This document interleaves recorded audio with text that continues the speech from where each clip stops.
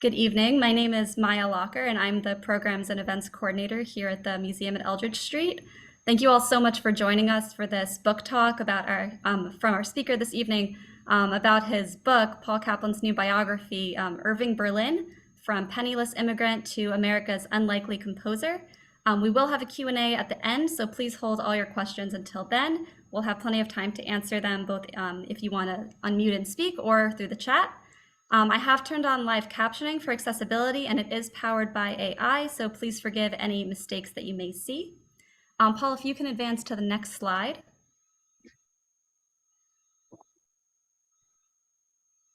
Thank you.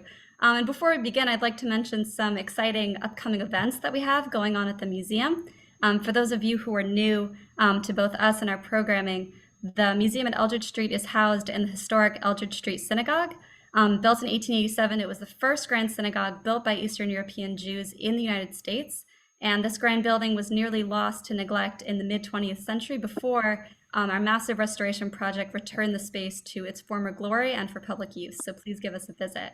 Paul, if you can move to the next slide, we're going to talk about some of our upcoming programming. We offer both in-person and virtual programming, and coming up next is our food tour, Eldridge Eats, and it's this Sunday, March 5th, so we'd love to see you there. If you could advance to the next slide, Paul, I'd also like to talk about our Women's History Month programming. We're offering a concert in honor of Women's History Month and the Purim season on March 12th at 3 p.m. That'll feature the musical ensemble Alhambra, and Alhambra creates exciting arrangements of historical Judeo-Spanish wedding music, love songs, instrumental dances, and they'll be playing special songs to celebrate both Women's History Month and Purim. But before our concert, we're also offering a special walking tour, Mamas with Chutzpah, and this doesn't happen very often, this tour, but you'll be able to discover the women who both witnessed and shaped social, artistic, financial, and political change on the Lower East Side from the 19th to the 20th century. And this walking tour will end just in time to head back to the museum for the concert. So they make a great pairing, and we hope to see you at our Women's History Month programming. And you can read about and register for all of our programming on our website, eldridgestreet.org/events. But whether it's for a program or not, we'd love to welcome you to the museum at Eldridge Street. We are located at 12 Eldridge Street on the Lower East Side of Manhattan, and we're open every day except Saturday from 10 to 5. And with that, I'd like to introduce Paul Kaplan, our speaker this evening. Paul Kaplan writes under 3 series: cultural guides, social history and biographies, and business technology marketing, with 7 published books from History Press, Pelican, and Quill Driver Books. He's given over 70 talks globally for venues including the clubs of Harvard, Yale, NASA Club of Princeton, Union League, Society for Mechanics and Tradesmen, Greenwich Village Society for Historic Preservation, Montauk Club, historic libraries, associations, schools, businesses, private events. That's a lot of talks, 70 talks.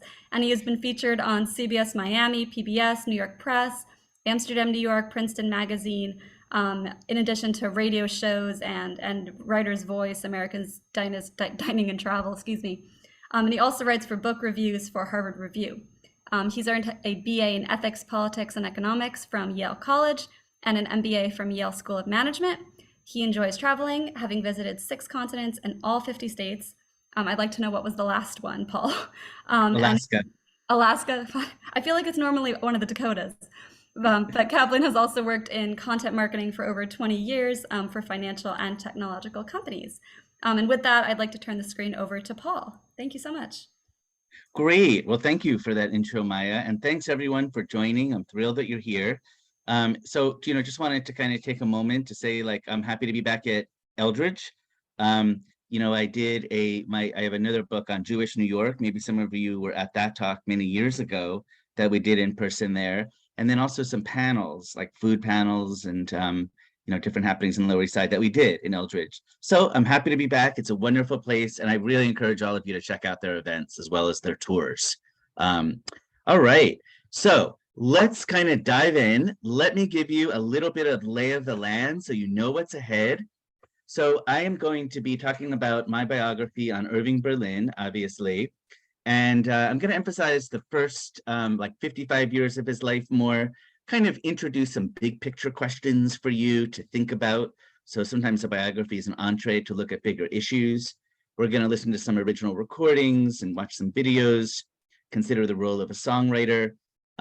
This should go for about an hour, I would say, maybe to like 7:35 or so, since we're starting now, and then we'll do some Q&A, and I'll tell you about how you can get like a signed book and so on.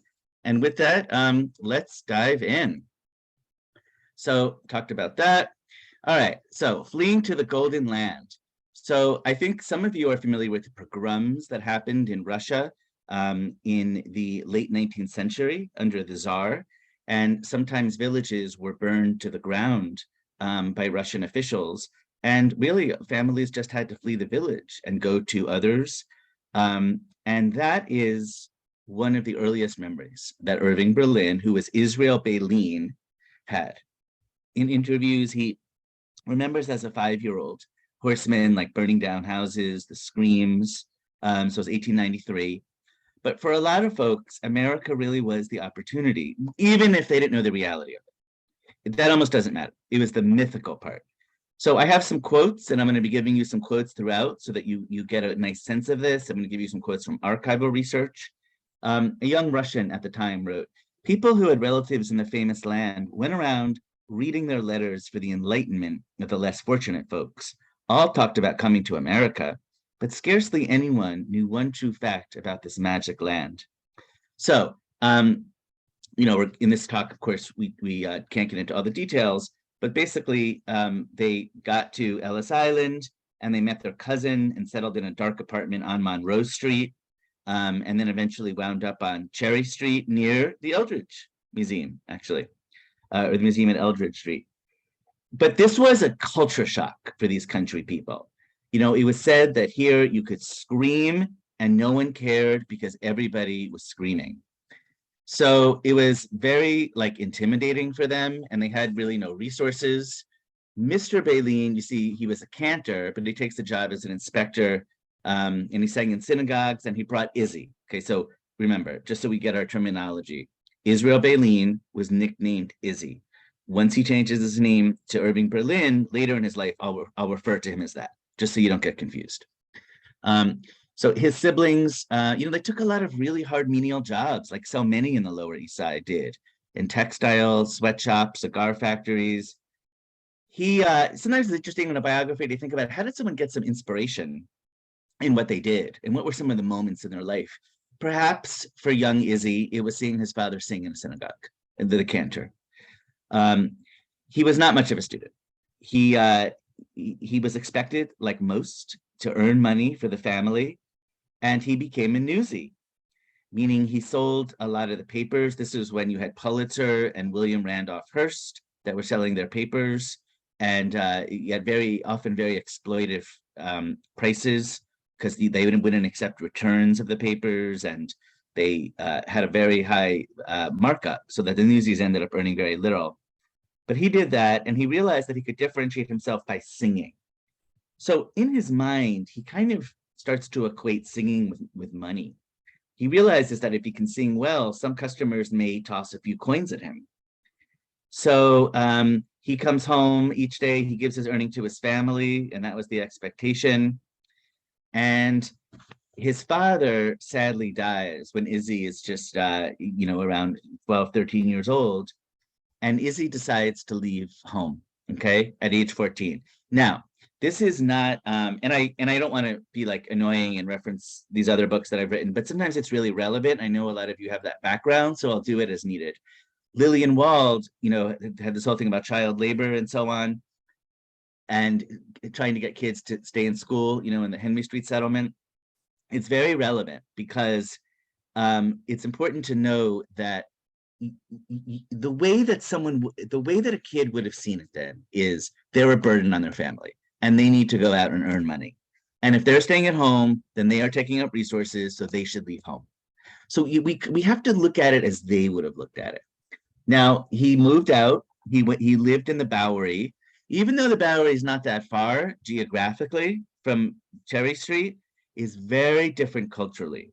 It was much more rough and tumble, and especially for a 14-year-old boy. So he is working as a newsie. A passerby says, "Go down to the Bowery and get some change. They're looking for some good singers there. Get busy." And there were buskers.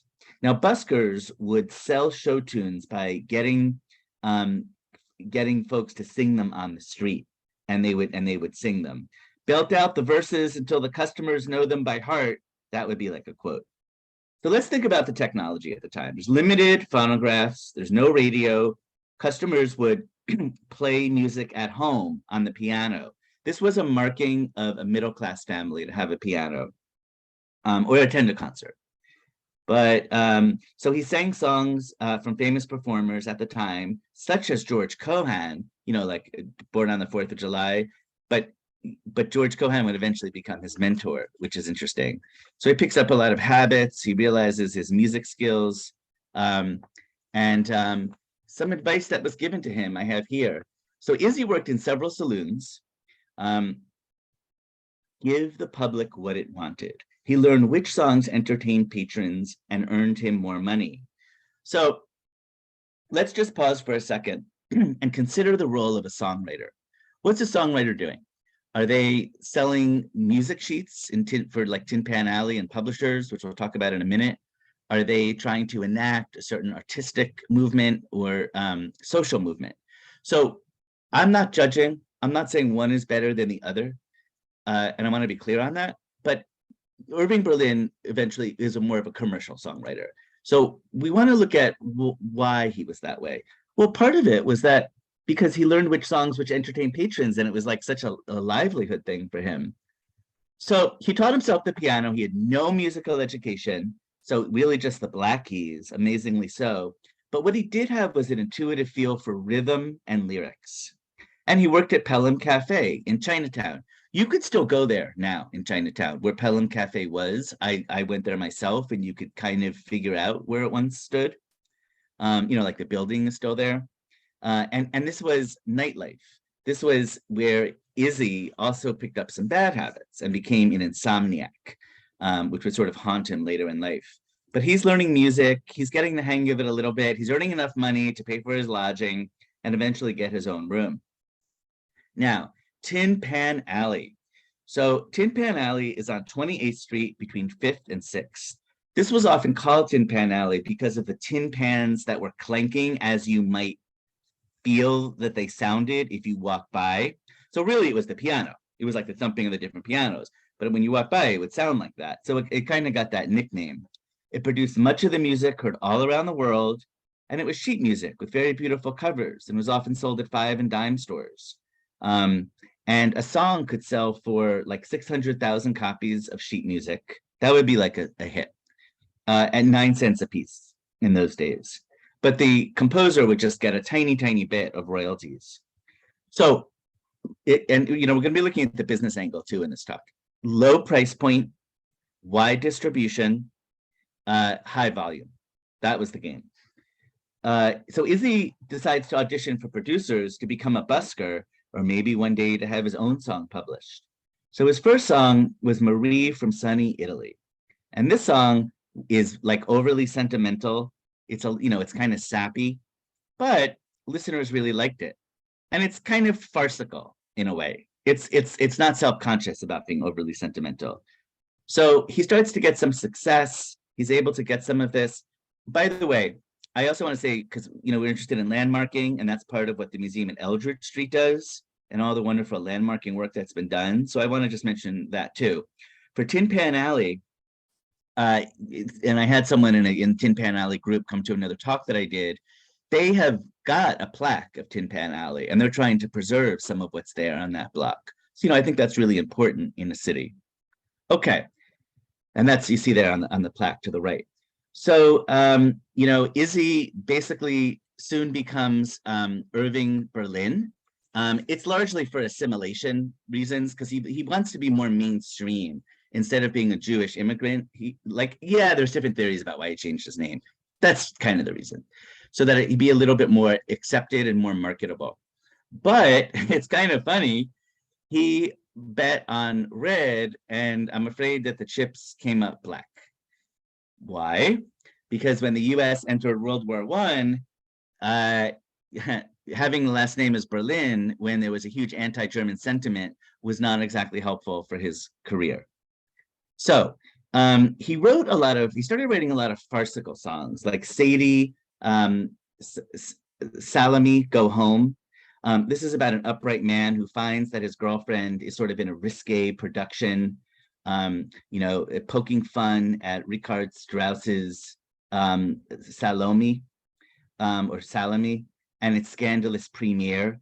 It was popularized by Fanny Brice, and I have an original recording here, which I want you to hear. So I wanted the original, where you're really going to hear the scratching and everything.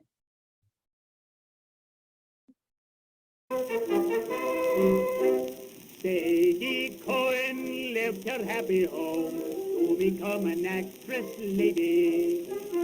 On the stage she soon became the rage as the only real Salome baby. When she came to town, her sweetheart Mose brought for her around a pretty rose. But he got an awful fright when his Sadie came to sight.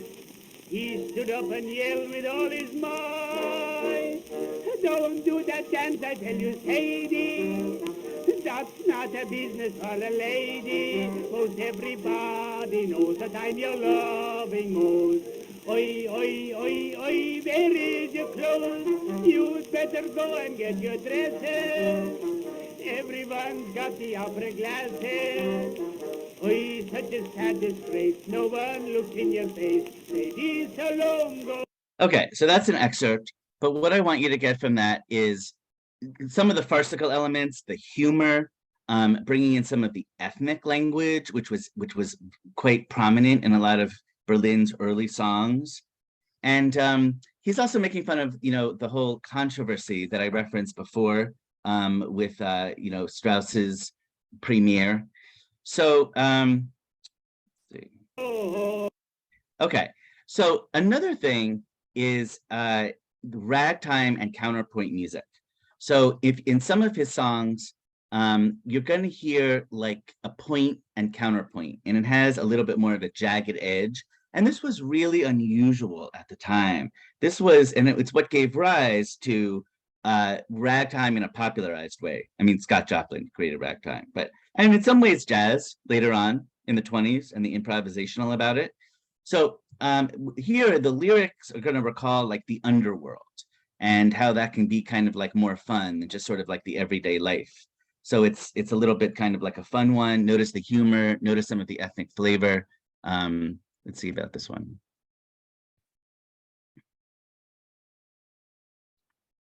The very building shook. Sorry. A year or so ago, before he departed, he's just as happy as can be. I'll tell you what he said to me.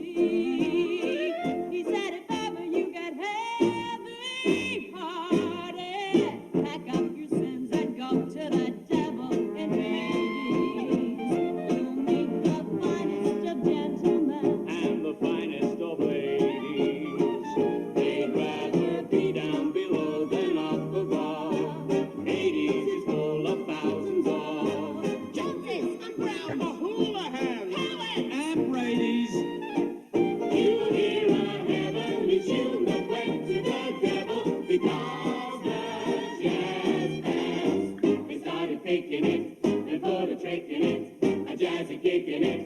They got a couple of old reformers in heaven, making them go to bed at 11. Pack up your sins and go to the devil, and you'll never have to go to bed at all.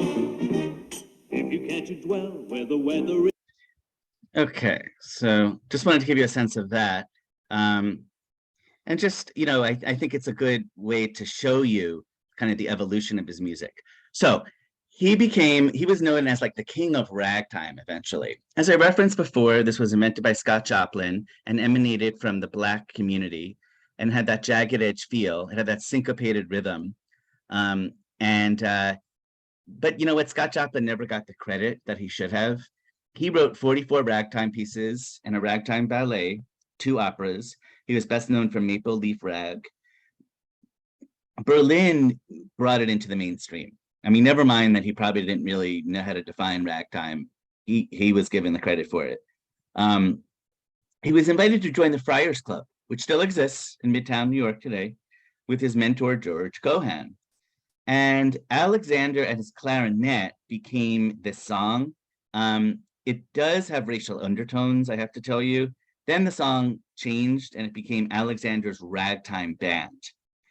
So this is what put Berlin on the map. It swept the world, including his home country of Russia, ironically, that he ironically escaped from. In 1912, it was a huge hit. You'll even see it played in soundtracks of films, such as the Titanic film. Of course, there was some pushback with this new kind of music. Some more or less considered it vulgar. But this became his biggest hit. So let's listen to the Andrews Sisters sing it.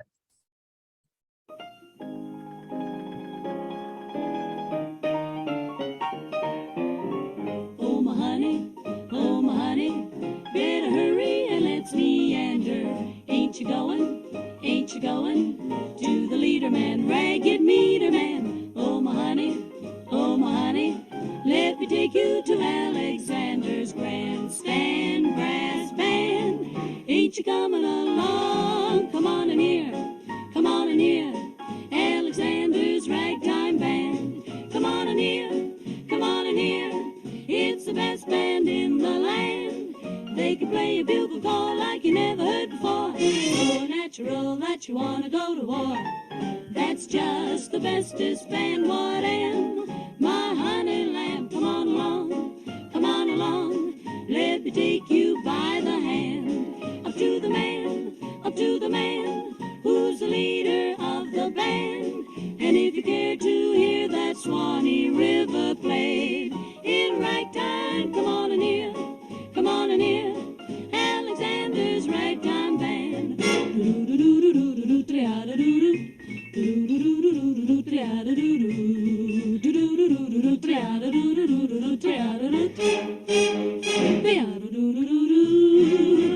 here, Alexander's ragtime band. Come on in here, it's the best band in the land. They can play a bugle call like you never heard before. So natural that you wanna go to war. That's just the bestest band what am. Oh my honey lamb, come on along, let me take you by the hand. Up to the man, who's the leader of the band. And if you care to hear that Swanee River played in ragtime, come on in here, let's hear Alexander's ragtime band. Ah, here they come now.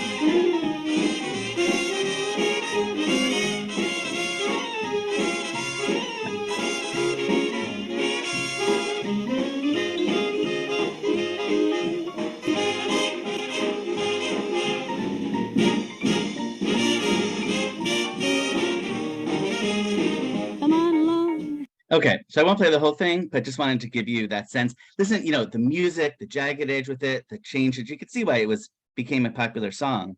Now, sometimes I like to kind of, how disinformation is a problem today, misinformation, right? And remember, disinformation is purposely putting out wrongful information for malicious purposes, which we have a lot of today. Well, that was the case then, in that even with Irving Berlin, there were persistent rumors that many believed, even though there was no truth to them, that he did not compose or write a lot of these songs, that he hired a black pianist to compose the tunes. So it was a racist rumor, number one, and then it was also wrong. And it was probably put out by other composers who were very jealous that he started to be so prolific, and also said, how could you possibly have written these songs, even by this point in his career? So, I had to and it's important to sort of look at that. Okay, so let's now talk about some of his personal life. He was in Tin Pan Alley and composing music. Dorothy Getz comes storming in, was so assertive, said, you have to hire me, because, as a performer, you always are looking for music. It's sort of like a mutual relationship. He's kind of attracted to her, and it's very quick. they date and they get married. Sadly, though, tragedy strikes on their honeymoon. So Dorothy, they come back to New York. They were in the Caribbean. He tries, at this point, he has the resources to do this, okay? Because of Alexander's Ragtime band, which he made a lot of money from. He hires medical professionals. They're unable to cure her, and she dies. So he's very depressed. And it's important that we look in this talk, what I want to give you, besides all these elements that I've told you about, I also want to, I don't want to just kind of give you facts about him and all of that. I want to get into the emotion a little bit, because this is a biography. So he had a lot of ups and downs. I think he was a little prone to depression, to anxiety, to self-doubt. Well, he was, as you can imagine, in great despair. And music for him was a refuge. And he wrote at this time starter lyrics for what would eventually become an Always. And some consider that one of his best songs, actually. Okay, so we're gonna kind of skip a little bit, and he becomes a US citizen, but he's drafted into the army. So here's Irving Berlin, this performer in New York City, who is like a fish out of water in the army. So he's called to go to Camp Upton, which is in Yafank, Long Island. I've actually given talks there to the Yafank Historic Society. So then I go and I look at this place. He he comes with like his, fancy car. I mean, everyone's looking at him like, who are you? He's terrible about getting up in the morning. This is not going to work out. Well, he figures out a way to sleep late. So the general calls him over and says, I need to raise funds for various purposes. And he says, no problem, General. I will compose a show for you. And we will invite the public and we will raise lots of funds. But I can't get up early in the morning because I need to sleep in for my creativity. And the general's like, oh, that's fine. You don't have to get up like everyone else is. You can sleep in. He, with the sort of soldiers, some of whom had a performing background, but some didn't, and they taught them, produced Yip Yafank show with the camp army as the cast of that.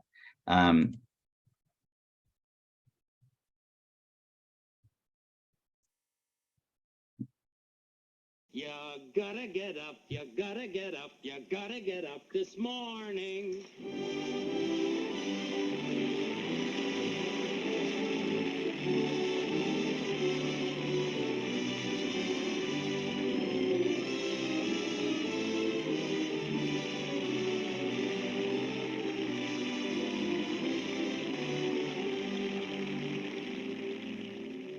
Been a soldier quite a while, and I would like to state the life is simply wonderful. The army food is great. I sleep with 97 others in a wooden hut. I love them all. They all love me. It's very lovely, but oh, how I hate to get up in the morning. Oh, how I'd love to remain in bed. For the hardest blow of all is to hear the bugler call. You gotta get up, you gotta get up, you gotta get up this morning. Someday I'm going to murder the bugler. Someday they're going to find him dead. I'll amputate his reveille and step upon it heavily and spend the rest of my life in bed. Oh, how I hate to get up in the morning. Oh, how I love to remain in bed. For the hardest blow of all is to hear the bugler call. You gotta get up, you gotta get up, you gotta get up this morning. Someday I'm going to murder the bugler. Someday you're going to find him dead. And then I'll get that other pup, the guy who wakes the bugler up, and spend the rest of my life in bed.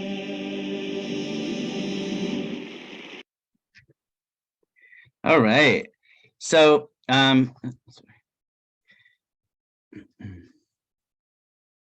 Let me just, sorry, let me just get back to the presentation here. Okay, so let me just get back to, okay, yeah, so one thing I want you to get from that is that the audiences love the show. It was a military mess cooked up by the boys at Camp Upton. The opening night was August 19th, 1918, and celebrities like Al Jolson, Eddie Cantor attended, and it was moved to the Century Theater in New York. They did raise the money, they did reach their goals, but it was sort of a sad thing in that, when the soldiers went off the last time, they were actually going off to war, so no one knew if they would see them again. Let's now kind of switch gears a little bit and talk about the music industry and what's happening and how does this affect Berlin. So the music industry was shifting, as it always is, and no longer do customers have to have their own pianos to play music. I mean, now recorded music provided real competition. People started buying photographic records at a very high rate, a rate higher than sheet music. And Tin Pan Alley was afraid of losing customers. So let's think about this in terms of modern examples. Think about films with TV in the 1950s, or broadcast TV to cable, when it used to just be the big 4 channels, or just streaming. Now streaming is in flux with over-competition and overspend on productions. So I got a statistic for you. You'd be surprised one of his songs sold 800,000 copies of recorded music, outpacing sheet music sales. So that was like a wake-up call to Tin Pan Alley. And it started to become more prominent. So Berlin decides also to open his own company, Irving Berlin Incorporated. He feels that by owning his own company, it'll kind of work out a little better for him. And he's doing shows at this point. Musicals were more spectacles, not really plot driven. And you had the Ziegfeld Follies, which was a major aesthetic and visually stunning production. And he decides that he is going to co-own the music box. So he's working with Florence Ziegfeld. And one of the famous songs is "A Pretty Girl Is Like a Melody." But in terms of his own theater, he partners with Sam Harris. And later, to finance the construction, they turn to famed producer Joseph Schenek, who you'll see his name in a lot of like classic films as the producer. And now they have this music box so they can kind of save on rent. And the music box, of course, is there today. So I have this Dear Evan Hansen was playing there for several years until recently. I'm sure a lot of you have been to the music box or walked by it. So Berlin wrote music box reviews, and he wrote hit songs like Say It With Music, which are still performed today. So let's take a look at one of the most famous ones from a 1936 film, A Pretty Girl Is Like a Melody. I know it's a little old-fashioned and all of that, but what's interesting about this song is the structure of it and the certain melody and the patterning of it, which would be used for a lot of other songs. And also, Berlin did have, though he was never educated, and he self-educated to a certain extent, and he learned some of the classical songs. And in consciously or not, tried to incorporate them to some of that. So let's take a look at that. A pretty girl is like a melody that comes to night and day, just like the strain of a haunting refrain. She'll start upon a marathon and run around your brain. You can't escape.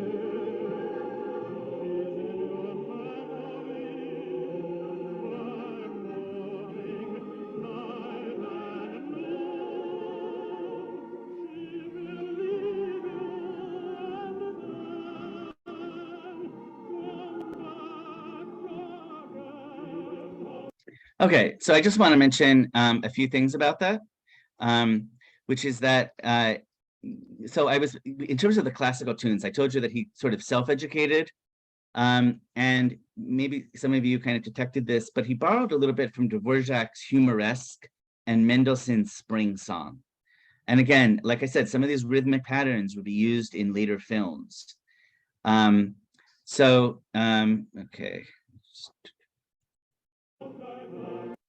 Okay, so let's talk a little bit about his second marriage. So here you have a socialite from an ultra wealthy family, one of the, in the country, from the Nevada silver mines. Well, the father was dead set against his marriage to Ellen Mackey, and he vowed to destroy them. So the couple had to elope. He was very famous by this time, so there was a media paparazzi around that. The father hears about it. He cuts him out of his will. And, the couple just feels like we're in love and we want to be together. And that's that. Well, it's funny how things go. By 1929, there was, of course, a stock market crash that began in October 29 and got worse. The father lost his fortune, and he lost more than almost anyone in the whole United States. Berlin did okay because a lot of his money was not tied up in equities, but rather in royalties and his songs, which was not that impacted. And if anything, people wanted escapism. So I think a lot of you know that Hollywood was in its golden age in the 1930s. And there was a lot of interest in entertainment because people wanted to escape. They wanted fantasy. So paradoxically, he actually did okay with it. I mean, not to say he didn't, but his father-in-law kind of accepted him a little bit more after this. His father-in-law objected to the fact that he was Jewish, that he was an immigrant, and that he was a songwriter, and he was not a socialite. Now, the father-in-law himself, however, really did not come from such a background anyway. The couple, they had 4 children. There was also Irving Berlin Jr., the son. He died very quickly. It was a real tragedy for the family. Berlin was in his grief. He turned to his music. But they had Mary Ellen Mackey, and she just died actually a year ago. And she was a book critic, I think, for Cosmopolitan early in her career. And she was associated with music and theater and so on. And they had several other children, Linda and Elizabeth as well. So, they stayed together, by the way, until their death. They died 1 year apart. So Berlin helps his mother financially and helps her move out, but he really is not very generous with his other family members. Some of them did have some significant health or mental health issues, and he could have been more helpful, so that's, and audiences ask about that sometimes. They're interested to know like what his relationship with his family with all that. So it's like a mixed picture. So let's talk about his friendships. So Cole Porter, right? These are 2 of the few major songwriters who really wrote their own songs and lyrics. And he also knew the Gershwin brothers, who were younger. He was kind of like a mentor for them. Well, Cole Porter, and I reviewed a lot of the letters to and from Cole Porter in the Cole Porter archives at Yale University Music Collections. And I'm going to read you some quotes. But Cole Porter they were kind of like the yin and the yang, is how I see it. Okay. Cole Porter was more sophisticated. I mean, he came from Indiana, but he was, I mean, not to say he can't be sophisticated from Indiana, but he was a little bit more urbane, and his music was more complex. His lyrics had more sort of subtleties to them, but he had trouble breaking into show business because of that. A lot of producers felt the work was too sophisticated, and it was like a business to them. Irving Berlin, in contrast, was very street savvy. He's this wheeler and dealer with all these songs, and he's really good at negotiating contracts with films, which we'll talk about in a few minutes, and plays, and he got his own theater. He's just good at all that stuff. He has like what we would call street smarts. So I think the 2 of them kind of made a good team. And, it was like the musical simplicity that audiences like versus more the Ivy educated, Porter was a Yale graduate, that and sophistication that Berlin lacked and maybe, wanted to be closer to. So here's one letter from Berlin to Cole Porter in 1933. I'm just have an excerpt for you. I am mad about Night and Day, and I think it is your high spot. You probably know it is being played all over. All the orchestra leaders thinking it's the best tune of the year. And I agree with them. Really, Cole, it is great. And I could not resist the temptation of writing you about it. Love from us to you and Linda. So, and people wrote letters in those days, of course, so we have them in archives. I do wonder now with texting, what are people in a century who want to write biographies? It's going to be a little hard for them. Or maybe it won't. Maybe they'll invent some technology that'll make that easier. So Berlin also enters film. There is playwright George Kaufman. He's always like in MGM studios, and he writes a lot of funny lines for movies. So he and Berlin signed to write a play for the Marx Brothers, who were not well known at this point. It was a comedy about South Florida in the mid-1920s. So, as many of you know, there was a real estate boom when Miami Beach first begins, or a few years later, and you have the draining of the swamp there. There's a huge rush to get in there in Miami because it just really started like around 1900.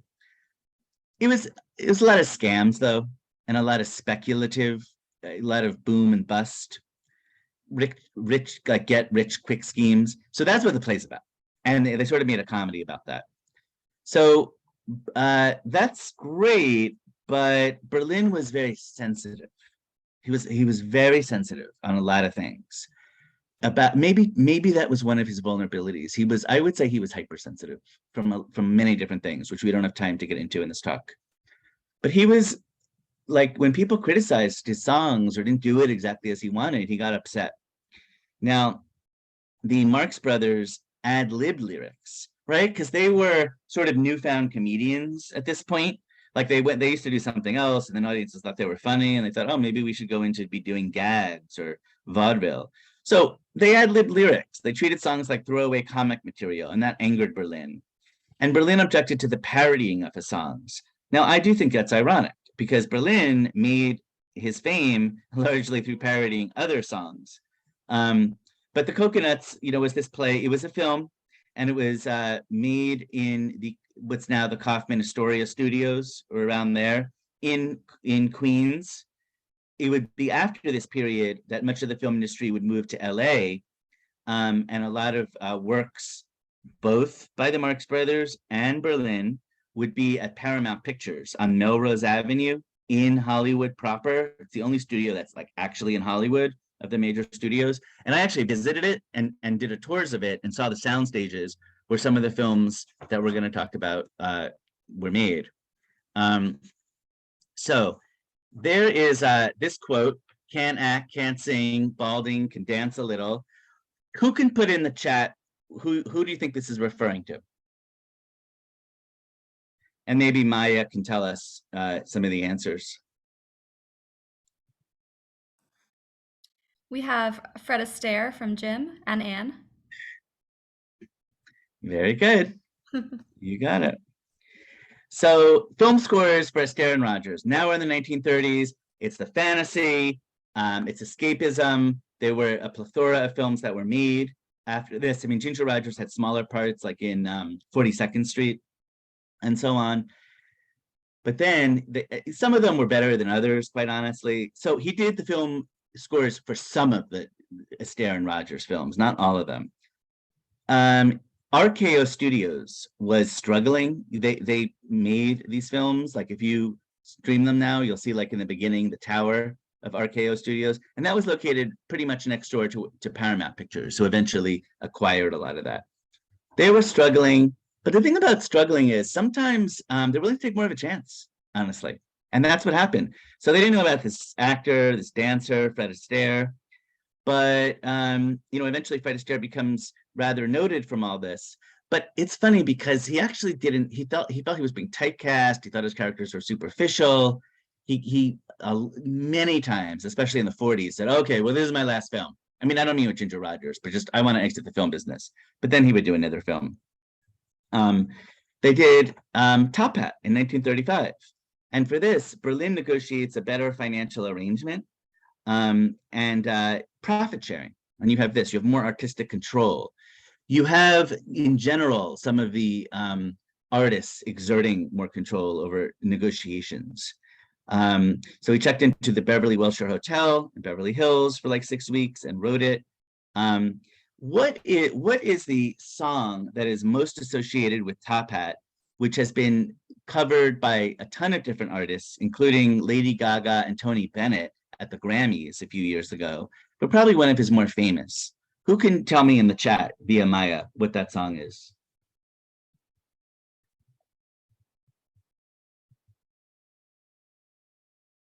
Jim wonders if it's Putting on the Ritz. No, not from this film. Put on the Ritz was actually earlier. It came in late 20s. There's the original Put It on the Ritz, which had very different lyrics, by the way. And those lyrics depicted blacks in Harlem. It wasn't about Fifth Avenue. Then they changed the lyrics. But if you want to hear the original lyrics, you watch the late 1920s film, which I got my hands on. That was not easy. Okay, anyone know? It's just a fun question. It's fine if you don't know. No? Okay, it's Cheek to Cheek. So several songs from Top Hat made the hit parade, which was based on nationwide surveys, record sales, band performances, radio plays. It's the top of the charts. And Follow the Fleet was another film. He also wrote Alexander's Ragtime Band film score. So we already talked about that song in 1912. Fast forward like 20, 30 years, they have a film, didn't do well. Critics didn't like it that much, and it didn't do well at the box office. Neither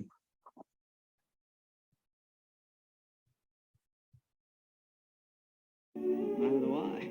All I know is that it's heaven. I'm in heaven, and my heart beats so that I can hardly speak, and I seem to find the happiness I see when we're out together dancing cheek to cheek. Heaven, I'm in heaven, and the cares that hung around me through the week seem to vanish like a gambler's lucky streak when we're out together dancing cheek to cheek. Okay, so I just wanted to give you that sense. And that was made, I think, in a soundstage in Paramount Pictures. Okay, let me just... Nope. Sorry.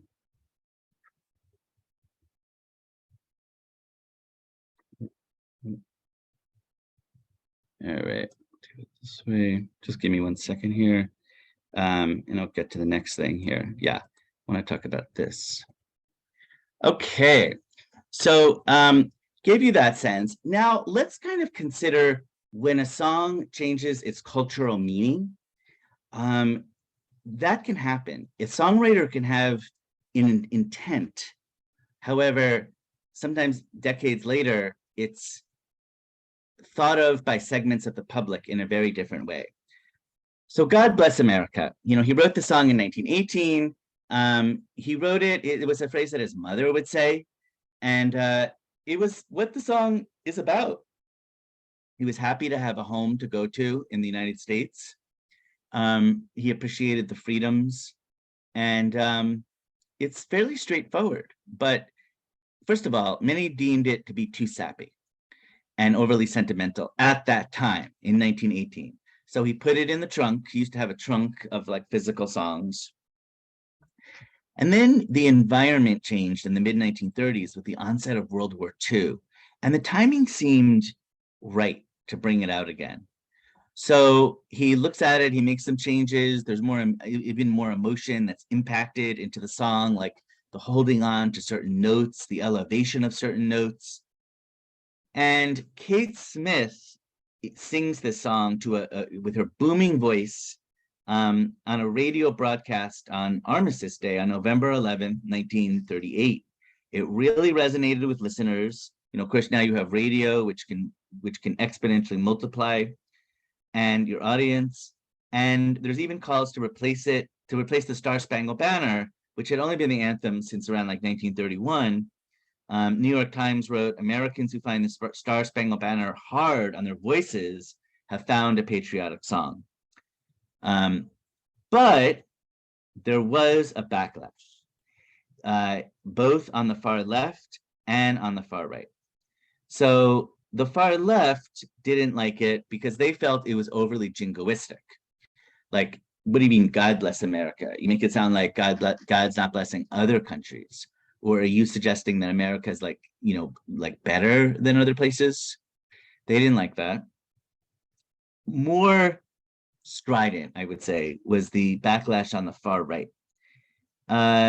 They really did not like that a Jewish immigrant was sort of singing what they deemed as, it wasn't the national anthem, but like almost of that caliber. And there was a lot like a deep conservatives resentments around that. There was booing at the song at rallies. And in some cases, it became like Right as America First song. Like it became a song for some on the far right, to like negate what was happening that they didn't like in the country, as if to say like, this is our vision of America. So I'm talking like mid 20th century here. Now, but there's another thing besides that, which is over commercialization. And it was played on the radio all the time. And of course you wear out a song when you do that. And listeners did get sick of it. Now, one person who heard it on the radio and was sick of it and didn't like it was Woody Guthrie. He felt that it was overplayed, but even if it wasn't, he felt it was trite. And he wrote, This Land Is Your Land, okay? Now, that song is not, I'm not talking about the Peter, Paul, and Mary version and later versions that are more like touchy-feely and like sweet and children's song. No, the original song that he wrote has much more of like a rawness to it. It's a jaggedness to it. And he was really saying in that song that why is so much of the land closed off? Like as I'm walking, I see that there's a fence here, that this land is closed off. That's like the subtext, whereas we should all sort of have some stake, if you like, in this land. We should all appreciate it. It had much more of an edge to it, I think. Later it became more, Peter, Paul, and Mary tended to kind of change the tone of a lot of songs. And that's another thing, like songs continue to evolve. So something that you could think about is how songs' meaning and cultural symbolism change over time. Then, of course, with 9/11 and everything else, it became a very popular song. And also like in baseball games, I think after the 7th inning, I know in the Mets, when I go to a Mets game, people sing it and it's played in the stadium. So isn't that interesting? And also, this was someone who I told you was more of a commercial songwriter, but the irony is he really did impact the culture much more. It just goes to show that sometimes these boxes, these categories, these intentions, it almost doesn't matter in a way, because it's like things have a funny way of evolving. They really do. All right. Who can tell me in the chat via Maya, where did the song White Christmas first appear? Holiday Inn. All right. Bing Crosby. So Gail and Helen. Good job, guys. Good job. So Berlin started to recognize the trend of stories about the countryside, Tin Pan Alley, giving way to the regional and homey types of music. And he composed White Christmas, the song, as I mentioned before. So there was little interest in producing this film. It was also World War II. I mean, there was so much going on. But then when Bing Crosby, the star of the day, signed on, the studio, was Paramount Pictures, was interested. And the song White Christmas became the best-selling song of all time. I want to talk to you about plot integrated musicals. So in the 1920s, when when I was showing you the Ziegfeld Follies and all of that, like that was more about the visual and the spectacle. But later in the 1920s, you have a very famous production which changes the trajectory of that, and the songs actually advance the plot and showcases certain things about the characters. Anyone know which musical that was? You could put it in the chat. That'll be the last question I ask in this talk, just to keep you on your toes. Any And guesses? Showboat from Yeah, Jim. Showboat. Good job, guys. You're doing great. So like of course everyone knows Old Man River, but that's also Robinson made that famous. But it's about, let's think about the skills.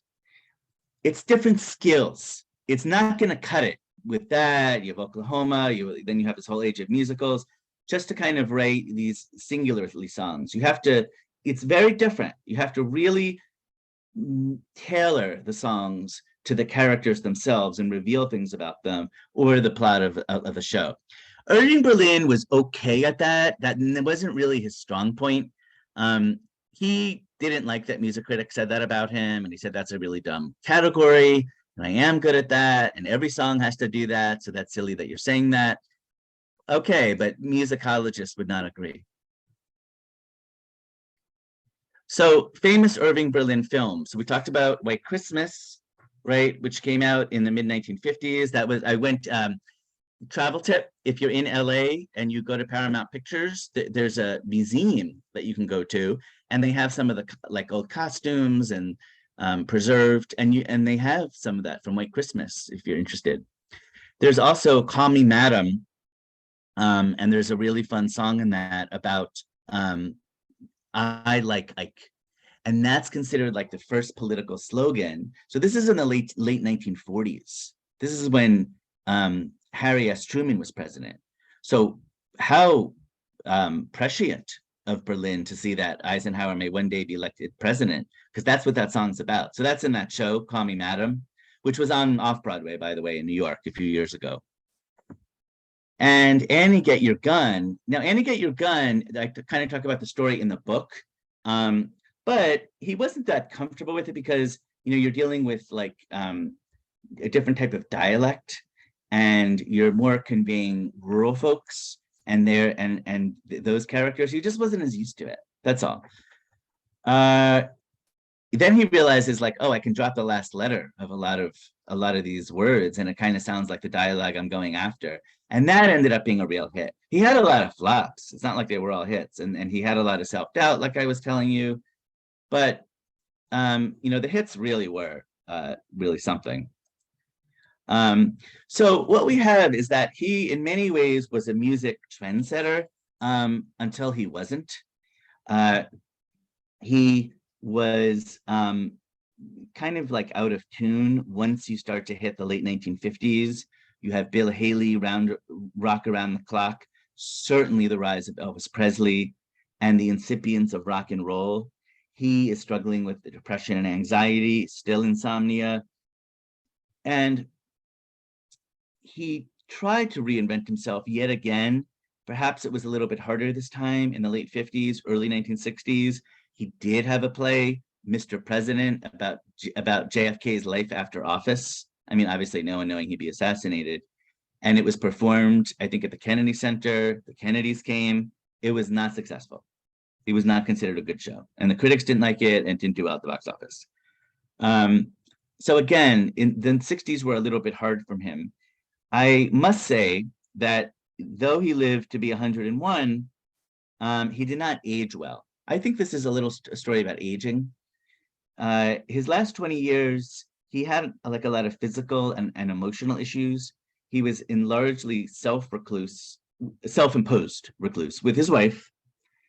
And he was sort of shuttered in his home, near the United Nations in 1970s and 1980s. There's some photos of him when he's out in public, but he looks really different. It was hard for him to adapt. There was a musical tribute to him in 1988 at Carnegie Hall, but he wasn't interested in going, nor in having sort of the equivalent of that time video conference to him. So what we find is that Berlin largely remade songwriting, film, and musical scores. He remade their image, but in the end, he could not remake his own. So that is the talk. Just want to say a few things before we turn it over to Q&A. So this is, you can visit my website, paulkaplanauthor.com, and you will see, like, I have 7 titles, and that's, so I think that would be interesting. Take a look at them, they're all out, and that I have talks on them. Also, the book itself, you can learn a lot more about it. It's very inexpensive. We're making it, the covers far more topics, there's a lot of historic photos. So in a few weeks, it'll be in person at the museum at Eldridge gift shop. And you can buy it online, and of course in other bookstores, and you can always order it in Barnes & Noble if it's not on the shelf, or Strand or indie bookstores, or online on Amazon. But also we have an online discount for this price at arcadiapublishing.com. Just go to arcadiapublishing.com, you enter Irving Berlin, you'll see it. It takes 2 minutes to set up your account, so you can do that. And you can also contact me if you like, which I always have online audiences do. And then we just work offline, and I send it to you in the mail, like a signed copy, because sometimes people want signed copies. So that'd be great, and just for you to have in your home or as a gift, can make a really great gift. So with that, we are going to stop the share, and we will open it up for some Q&A. Let me just say one thing about that. You can ask a question. Another thing that I think is okay to do, and some audience members like this, is if it's a very relevant and succinct comment or anecdote, that's okay too. I mean, I've had people who, maybe knew him or knew his kids, and they wanted to say something about that or something like that. So that's fine. It can be a comment as well.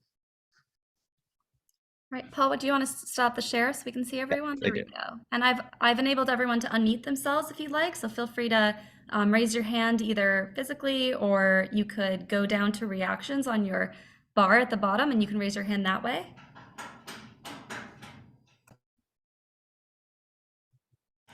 I'll start it off, excuse my heater banging, but I was interested in kind of the level of celebrity that a composer reached back in the day, and I was wondering if you think that composers were able to reach a higher level of celebrity than they are today.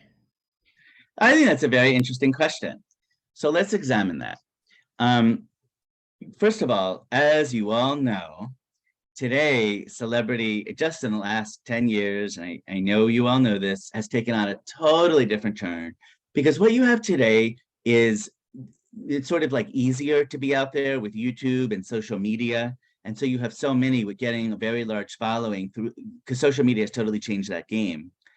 But you also have, and a lot of Hollywood executives will tell you this, and I interviewed some, there's less of a like film star, not only of like the 1930s and all of that, even like 20 years ago, there was more the notion of that, if you think about it. I mean, there's people who are famous in songwriting and people know them. They're not saying there's not any, but it's not the same level as that. Now, in his day, I think to achieve fame was very hard and very competitive, just like it is now, except for this whole social media proliferation. And the proof is in the pudding. If we look at a lot of the other composers for Tin Pan Alley, I mean, look at his colleagues in Irving Berlin Incorporated. It's not like he was the only one coming up with songs, and a lot of them had good songs. Do we know their names? Not really.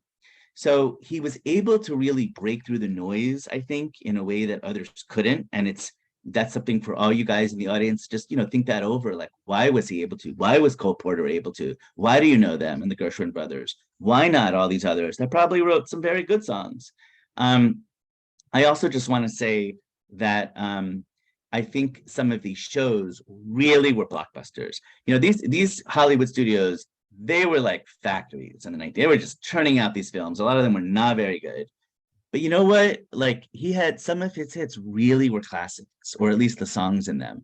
So I think it's fame in a way. He really is in his own category, that very few were in and sort of thought about fame like in a different way as that. Thank you. And we have a question in the chat from our docent Bert. She asked, was he a force of any kind in the Jewish community?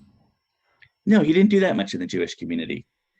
He, as as stated, he changed his name to Irving Berlin, but I have to say, he was more interested in assimilation, and he wanted to be like more accepted by a mainstream audience.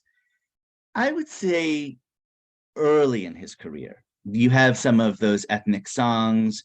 You have often like with humor, like we talked about, but no, he didn't do that much with it. And you know what? I don't think that was a priority for him, neither in his music nor his films. And also, even another part this person can wonder is like, what about philanthropic efforts, right? That's another way. Not that I know of. I mean, in terms of his fortune, like, did he give some to Jewish causes? At least not that I'm aware of. I'll put it that way. Any other questions for Paul? We have a bunch of thank yous to you in the chat. Or comments or anecdotes, if relevant and succinct. On the subject of giving and philanthropy, I understand that he was a very generous benefactor of the Boy Scouts. Absolutely right. Thank you for mentioning that. Great point. So, and this is where I try to present a complex picture, which I hope you got from tonight. Absolutely right. In that the royalties from God Bless America went to the Boy Scouts. I think some went to the Girl Scouts too. I could be wrong on that, but absolutely.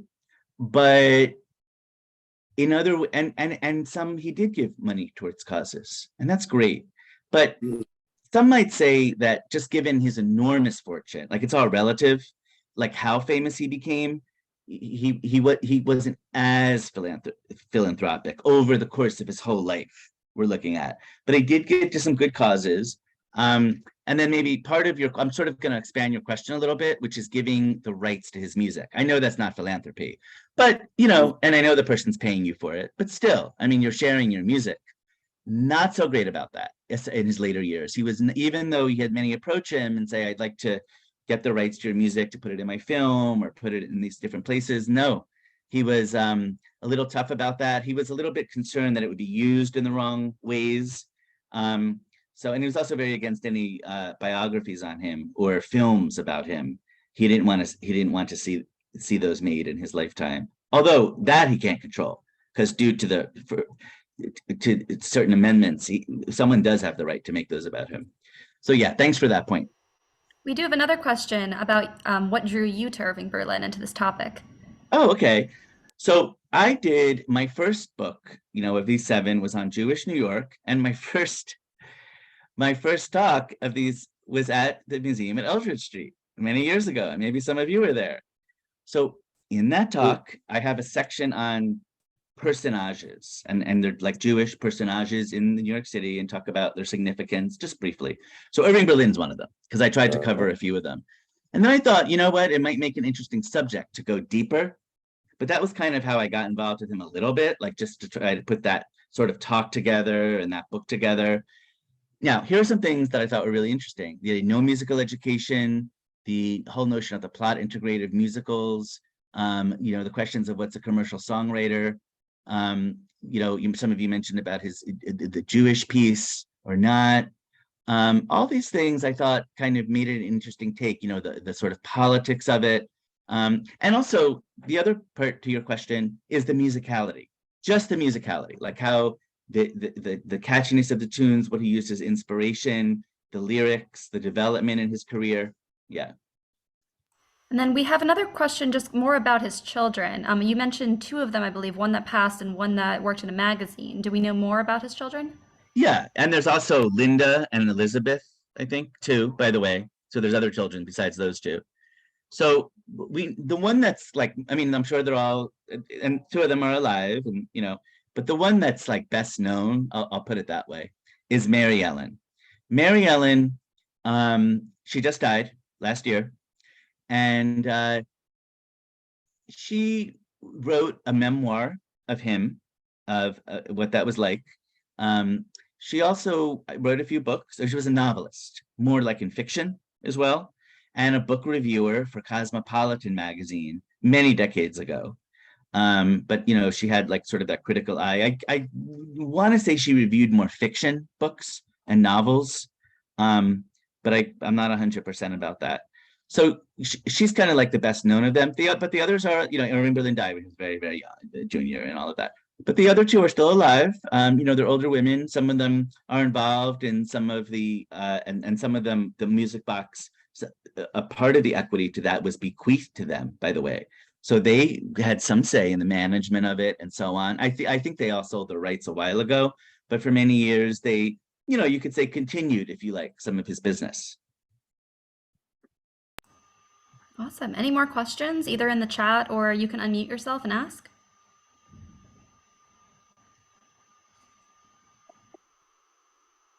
I heard a small sound. Any more questions? All right. If not, then Wait, thank I've you. got a question.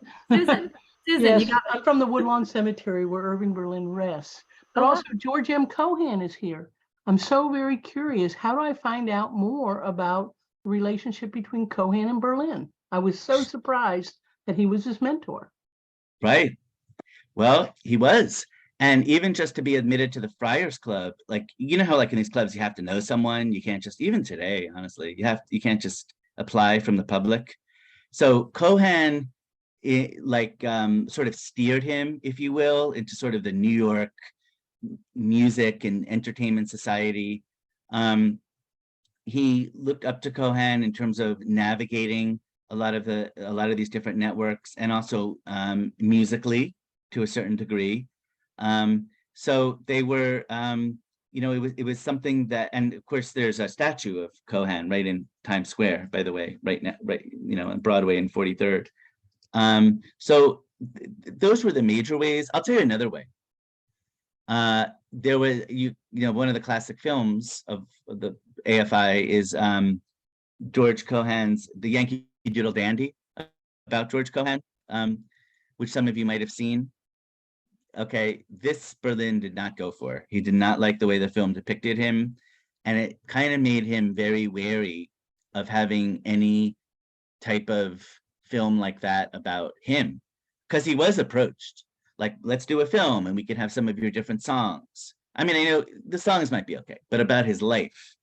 And he didn't, that was a major reason that he cited in interviews about why he was so against and would say no to those.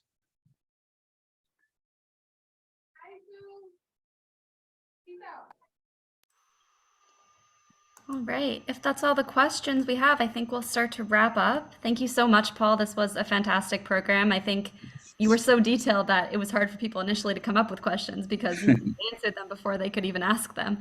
But that was a fantastic program. I hope that everyone has a chance to pick up the book. We will have it in our gift shop in a few weeks, but you can also use that discount code and get it on Paul's website. I will put the link in the chat for our programs and events that you can copy and paste and see all the events that we have going on at Eldridge Street. You can go to our homepage as well and scroll to the bottom and sign up for our email list so you get alerts when events like this one come up. And I hope you all have a great evening. Thank you again so much, Paul, and thank you to all of you for being here. Have a great night. Thank you. Bye.